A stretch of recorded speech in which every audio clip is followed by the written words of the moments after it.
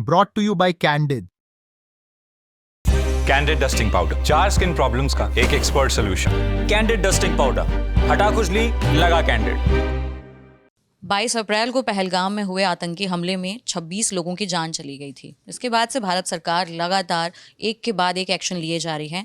फिलहाल इसी कड़ी में जो ताज़ा अपडेट सामने आ रहा है कि चिनाब नदी पर बगलिहार बांध का जो पानी का फ्लो है उसे रोक दिया गया है, और इसके अलावा ये भी खबर आ रही है कि किशन गंगा बांध जो है उसका भी फ्लो रोका जा सकता है, जो पानी का फ्लो है। इस बारे में और ज़्यादा डिटेल से समझने के लिए हम चलते हैं न्यूज़ रूम में। हमारे साथ हैं विपिन जी।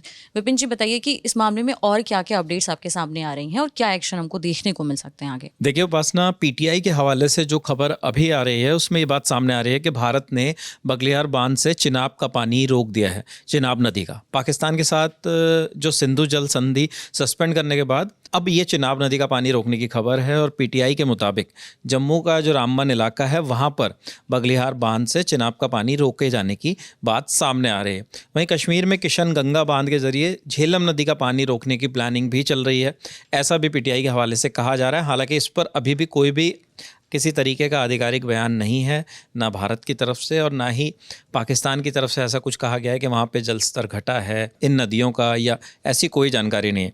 इससे पहले अगर मैं आपको बताऊं तो झेलम नदी का पानी जो है वो उसका फ़्लो बढ़ने की भी खबर पाकिस्तान की तरफ से आई थी, जिसकी वजह से पाकिस्तान के कई हलकों में बाढ़ जैसी स्थिति बनी थी। हालांकि इस पर भी कोई आधिकारिक बयान नहीं आया, लेकिन पाकिस्तान की तरफ से कई मीडिया रिपोर्ट्स ने वहाँ पर लोकल से बात की, जो बाढ़ग्रस्त इलाके थे वहाँ पर जाकर।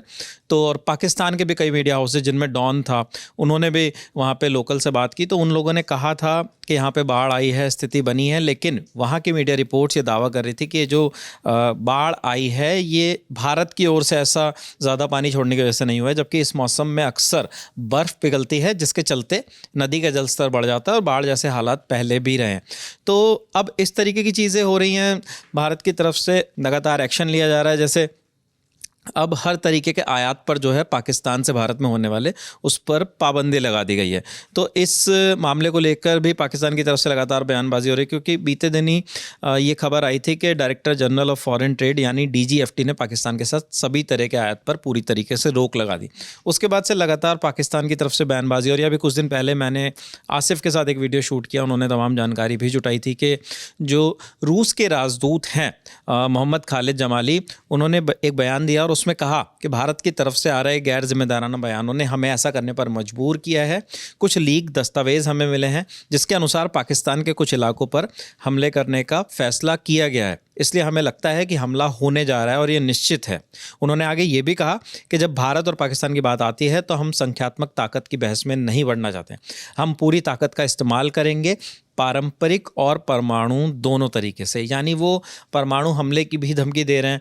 इससे पहले भी पाकिस्तान के रक्षा मंत्री, रेल मंत्री, उनकी तरफ से भी कई बयान आए थे कि अगर भारत की तरफ से कोई कार्रवाई होती है तो हम युद्ध के लिए तैयार हैं, युद्ध जैसी स्थिति बनती है तो हम मुंह तोड़ जवाब देंगे। पाकिस्तान की तरफ से लगातार इस तरीके की बयानबाजी हो रही है, जबकि भारत की ओर से आप देखोगे तो लगातार एक्शन पर एक्शन लिए जा रहे हैं। जैसे कुछ दिन पहले परसों की बात है, जिस वक्त हम ये वीडियो रिकॉर्ड कर रहे हैं, आज रविवार का दिन है, 4 मई की तारीख है। 3 मई के दिन ऐसी खबरें आई थी कि पाकिस्तान के कई क्रिकेटर्स के इंस्टाग्राम हैंडल्स बैन कर दिए गए थे।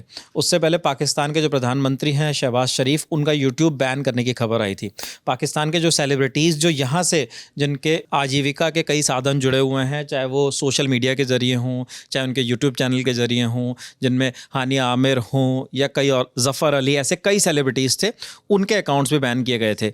इससे पहले जल समझौते की बात हो जिस पर हमने रोक लगाई। इसके अलावा पाकिस्तान के जितने भी नागरिक यहाँ पर थे, हमले के बाद हमने उनको लेकर भी कहा कि जल्द से जल्द उन्हें भारत छोड़ना होगा। तो इस तरीके के लगातार एक्शन भारत की तरफ से हो रहे हैं, जिसके बाद पाकिस्तान की तरफ से अलग अलग तरीके के बयान आ रहे हैं। अब ये जो पीटीआई के हवाले से खबर है ये भी काफ़ी बड़ी है कि अगर बगलिहार बांध से चिनाब का पानी रोक दिया जाता है तो इस पर पाकिस्तान से प्रतिक्रिया क्या आती है? अभी तक कोई प्रतिक्रिया नहीं आई है। मुझे लगता है अगर प्रतिक्रिया आएगी भी तो जैसा इसके पहले अभी आप बता रहे थे कि सोशल मीडिया पर या फिर उनके यहाँ के रिपोर्ट्स में, लोकल रिपोर्ट्स में कह रहे हैं कि नहीं, ये पानी रोकने की, बांध के पानी की वजह से से नहीं आ रहा है, ये आम तौर पर हो जाता है इस मौसम में। तो अगर कुछ ऐसा असर होता है तो भी मुझे लगता है कि वो उस चीज़ को नकारने की कोशिश करेंगे। बिल्कुल नकारने की कोशिश भी करेंगे और कई और बयानबाजी कर सकते हैं जिस तरीके की हो रही हैं, जैसे वह उनके राजनयिक जो हैं जो अलग अलग देशों में हैं वो बयानबाजी कर रहे हैं, खुद मंत्री अलग अलग हलकों में जाकर, मीडिया हाउसेज में जाकर कोई बयानबाजी कर रहे हैं। हालांकि जो ये वाला फैसला भारत की तरफ से लिया गया है, इस पर अभी मुझे ये जानकारी मिल रही है जब मैं आपसे बात कर रहा हूँ तो मुझे, कि जमीयत उलेमाए हिंद के जो अध्यक्ष हैं अरशद मदनी, उन्होंने कहा है कि पानी रोककर हम कहाँ ले जाएंगे। उन्होंने क्या कहा, एक बार वो मैं सुनवा भी देता हूँ। उन्होंने जो बातें कही हैं वो यहाँ पे वीडियो चला देते हैं। अरे भाई मुझे क्या लेना है यार, पानी को कोई बंद करता है, बंद कर दो पानी को। बाबा पानी आज से थोड़ा ही पता नहीं कितने हजार साल से सतलज, बयास, रावी, चुनाब, जहलुम बह रहे हैं, वहां जाकर के वो दरिया सिंध बन जाते। आसान है इन दरियाओं को कहाँ ले जाओगे। मेरा कोई मुतालबा सरकार से नहीं है, प्यार और मोहब्बत की हुकूमत होनी चाहिए। देखिए, अरशद मदनी कह रहे हैं कि अगर कोई पानी रोकना चाहता है तो रोक ले, लेकिन ये जो नदियां हैं ये हज़ारों सालों से बह रही हैं, आप इनके पानी को कहाँ ले जाओगे, ये इतना आसान नहीं है। मेरा मानना है कि देश में नफ़रत नहीं बल्कि मोहब्बत का कानून होना चाहिए। मैं एक मुसलमान हूँ और इसी देश में अपनी ज़िंदगी गुजार रहा हूँ, और मैं जानता हूँ कि जो बातें यहाँ फैलाई जा रही हैं वो देश के लिए मुनासिब नहीं है। खैर, अरशद मदनी का ये बयान सामने आया है, लेकिन जिस तरीके की घटना 22 अप्रैल को हुई पहलगाम में, उसके बाद लगातार देश में एक सुर में ये आवाज़ उठी, चाहे वो किसी भी धर्म का व्यक्ति हो, किसी भी पार्टी का व्यक्ति हो, सर्वदलीय बैठक में भी, कि हम पाकिस्तान के ख़िलाफ़ जो भी कुछ होगा उस एक्शन में सरकार के साथ हैं। तो अब सरकार लगातार एक्शन के मोड में चीज़ें हो रही हैं। जैसे आज वायुसेना प्रमुख के साथ प्रधानमंत्री नरेंद्र मोदी की एक बैठक भी हुई है। तो तमाम यही अपडेट्स अभी हमारे सामने आ रहे हैं इस खबर को लेकर।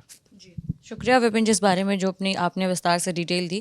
बाकी और भी अगर ऐसे कोई फर्दर डेवलपमेंट होते हैं, कोई और एक्शन लिया जाता है तो उसके बारे में भी हम आपको बताते रहेंगे। मेरा नाम है उपासना और कैमरे के पीछे हैं आलोक। अन्य खबरों के लिए आप देखते रहिए लल्लन टॉप। शुक्रिया।